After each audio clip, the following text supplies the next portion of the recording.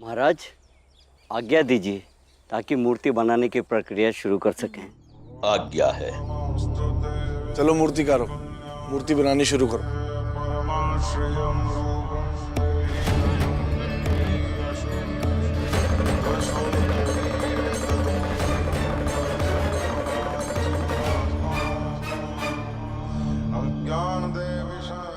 बोले सर्वज्ञ महाराज की जय, सर्वज्ञ महाराज की जय, सर्वज्ञ महाराज की जय।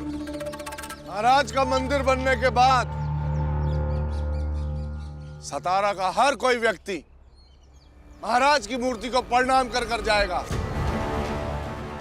हम ऊंची जाति के लोग मंदिर के अंदर और छोटी जाति के लोग मंदिर के बाहर से महाराज का आशीर्वाद लेंगे। आनंद, हमें भी भीम की तरह विरोध करना चाहिए। हाँ बाला भैया। भाइयों, अपना संकल्प याद है? हाँ सेठ जी, हमें संकल्प याद है।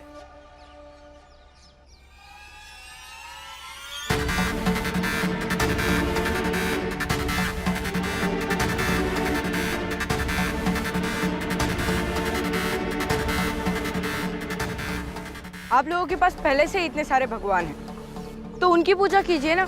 ये एक नया भगवान बना लेने से क्या होगा? आनंद, हैसियत में रहकर बात कर। आप सबको क्या लगता है पत्थर की मूर्त बनाकर आप अपना भगवान बना लोगे? हर पत्थर की मूर्त में भगवान नहीं होते। अच्छा, तेरी इतनी औकात छोटी जात ले, ये ले। मारो, मारो।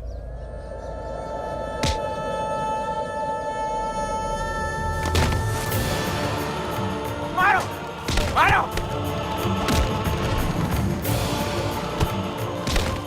पापी, अब तू हमें ज्ञान सिखाएगा? वो तो सही बात है, अब से सीधी कार्रवाई होगी, समझे? हाँ। अगर एक भी शब्द बोलेगा ना तो मुंह तोड़ देंगे।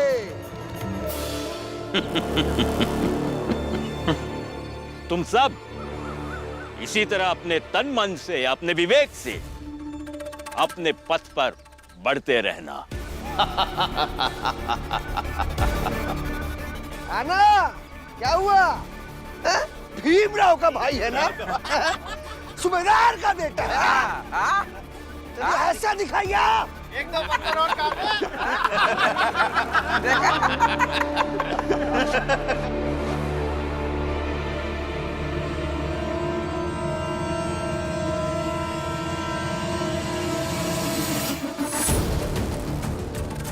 अरे छोड़ दे, छोड़ दे। आज लगता है ये दोनों यहाँ से मर के ही जाएंगे। छोड़, आने दे, आने दे।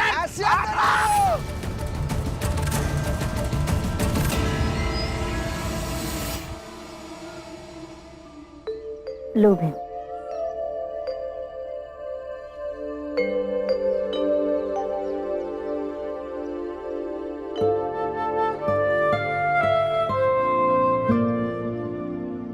ये आनंद और बाला कहीं दिखाई नहीं दे रहे। पता नहीं, कह के गए थे कि थोड़ा घूम के आते हैं। दोनों भाई सरकारी पेड़ों से अमरूद तोड़ने गए होंगे, और क्या। हाँ, जब भी बाला भैया खुश होते हैं वो हमेशा अमरूद तोड़ के लाते हैं और फिर हम सबको बांटते हैं।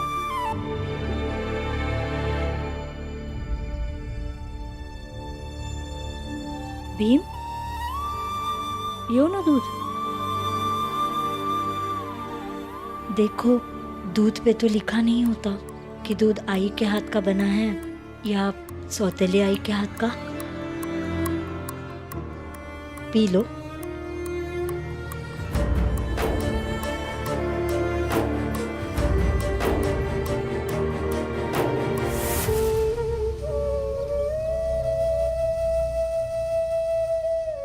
राम जी,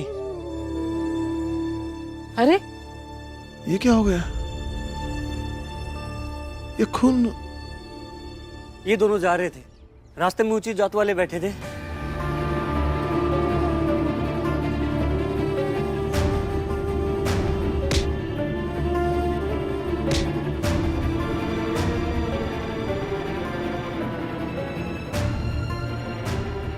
मैं अभी उनसे बात करके आता हूँ। नहीं भीम, वो किसी की सुन थोड़ी रहे, वो तो सीधा हमला कर रहे हैं। उनके हमले से हम डर कर ऐसे शांत नहीं रह सकते हैं। भीम, भीम रुक जा। अयो, आप सब लोग अपने अपने हाथों में पत्थर लेकर तैयार रहो। जैसे ही वो पिद्दी आएगा, उसमें बिना सोचे समझे पत्थरों की बारिश कर देना। वहीं का वहीं वो मर जाएगा, उसका खेल खत्म। अरे आप लोग खड़े खड़े मुंह क्या देख रहे हैं? चाहिए तैयारी कीजिए। चलो चलो चलो चलो।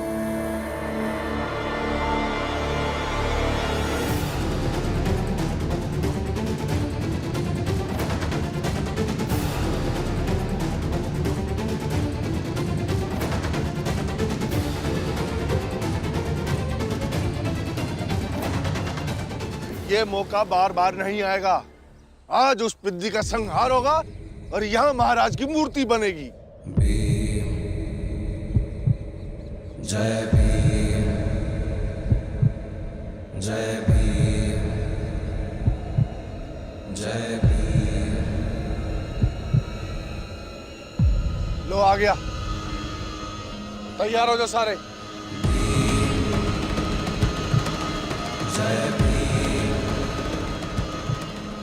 उठाओ पत्थर। जय भीम,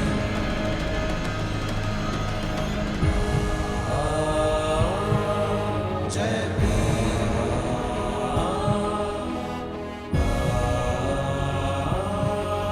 जय भीम,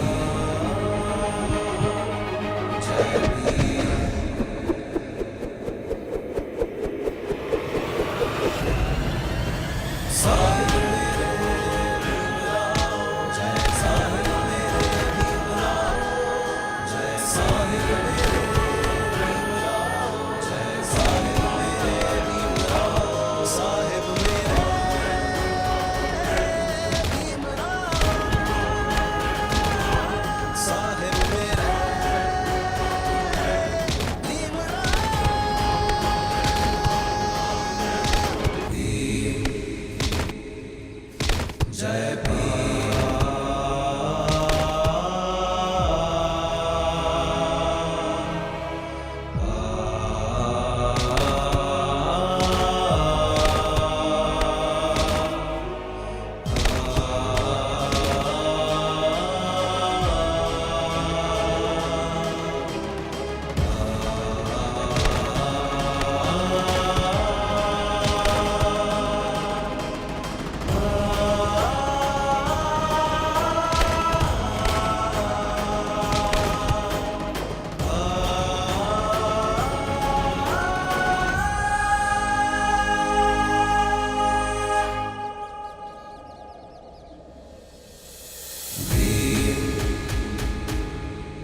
जय भीम। साहेब मेरे भीमराव, साहेब मेरे भीमराव, साहेब मेरे भीमराव, साहेब मेरे भीमराव, साहेब मेरे भीमराव, साहेब मेरे भीमराव, साहेब मेरे भीमराव, साहेब मेरे भीमराव, साहेब मेरे भीमराव, साहेब मेरे भीमराव, साहेब मेरे भीमराव, साहेब मेरे भीमराव, साहेब मेरे।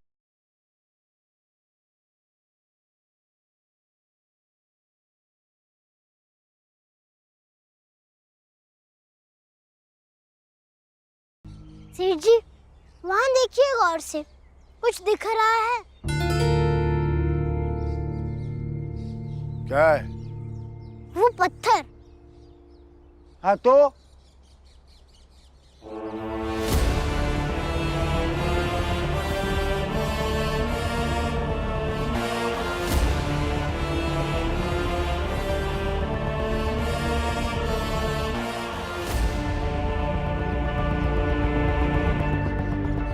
जो पत्थर अभी आपके पास थे, वो अब उनके पास है।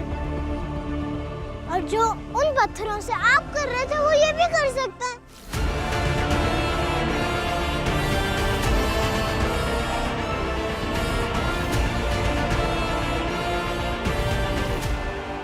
सेठ जी, हिंसा बस एक अवसर बस होती है। जिसे अवसर मिल जाए, वो सामने वाले को मार सकता है। लेकिन अवसरवादी होने से समाज नहीं चलता है। इन लोगों की इतनी हिम्मत कि हम पर पत्थर मारेंगे। पत्थर चलाने के लिए हिम्मत नहीं, भावना होनी चाहिए। अगर ये लोग भी आपके ऊपर पत्थर चला देंगे तो क्या कर लेंगे आप लोग? लेकिन ये लोग आपकी तरफ पत्थर नहीं चलाएंगे, क्योंकि ये लोग आपकी तरह नहीं हैं। और जो आप हैं वो हम कभी बनना भी नहीं चाहते। और आप लोग भी जैसे है वैसे नहीं होना चाहिए। कायदे से महाराज की जो मूर्ति आप सब बना रहे हैं वो बनाइए, क्योंकि आप सब मेरी बात नहीं मानेंगे। लेकिन अगर आप सब हमें परेशान करेंगे तो हम विरोध करेंगे, चाहे हमारा सर फूट जाए और आपके पास पत्थर बचे रह जाएं तब भी।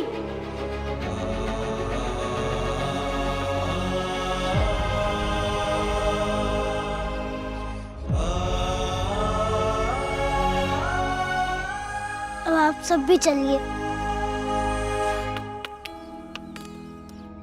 और शुक्रिया मेरी जान बचाने के लिए।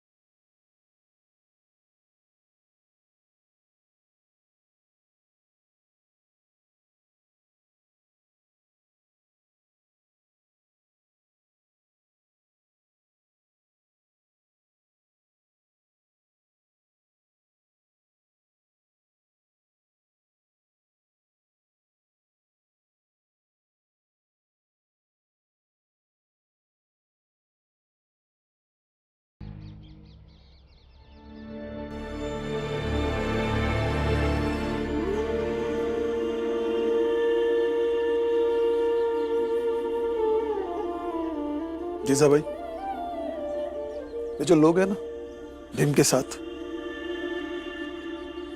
ये मेरे या भीमा बाई के कारण नहीं, बल्कि ये भीम की अपनी कमाई है। और ये किसी सहयोग या दुआ से नहीं मिलती, उसके लिए व्यक्ति को ऐसा बनना पड़ता है। अब तुम ये मत कहना कि जब भी मौका मिलता है अपने बेटे की तारीफ करनी शुरू कर देते हैं। देखो, सोचो, समझो कि भीम की तारीफ क्यों नहीं करनी चाहिए।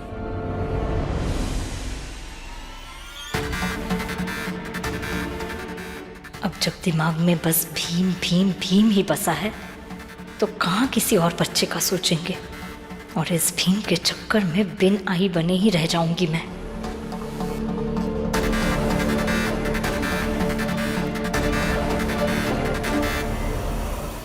और भीम बेटा, अब से तुम कहीं भी कभी भी अकेले मत जाना।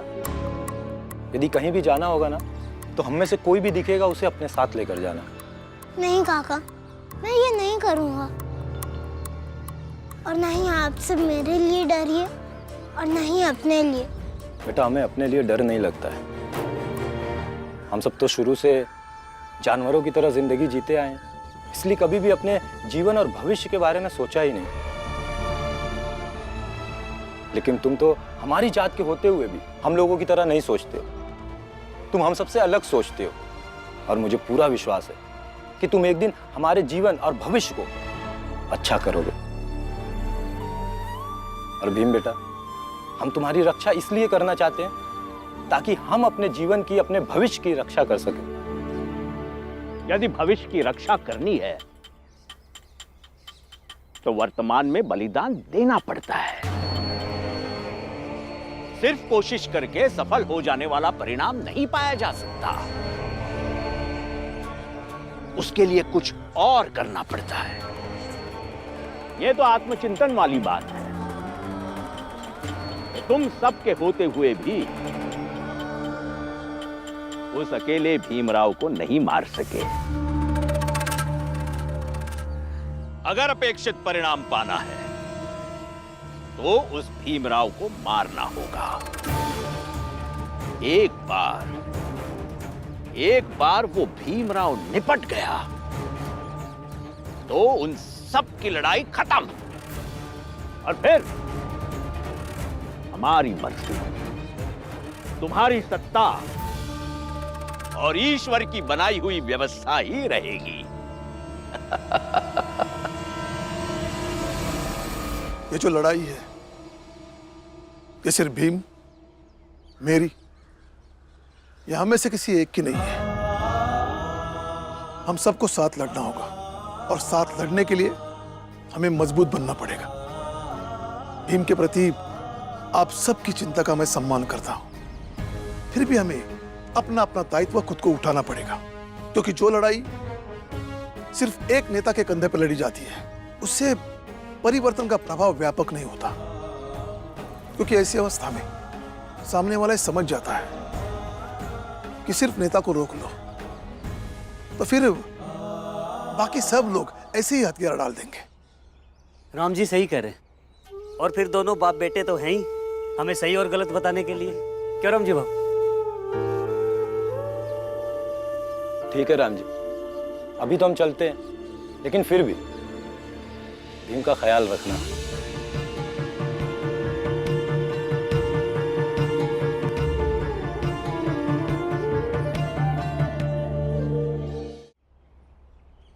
भीम बेटा इधर।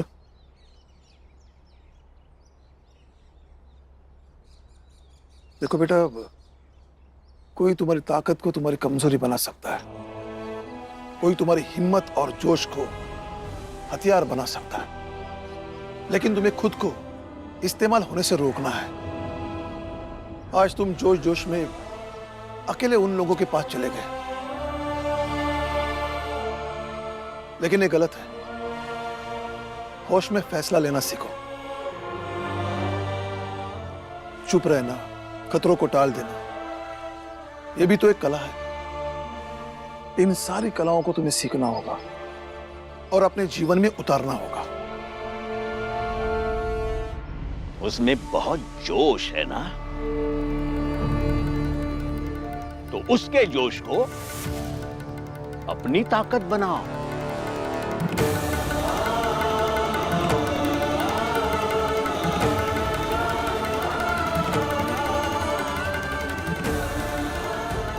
लेकिन जो भी करो उस भीमराव को खत्म करो। उसका मरना अत्यावश्यक है।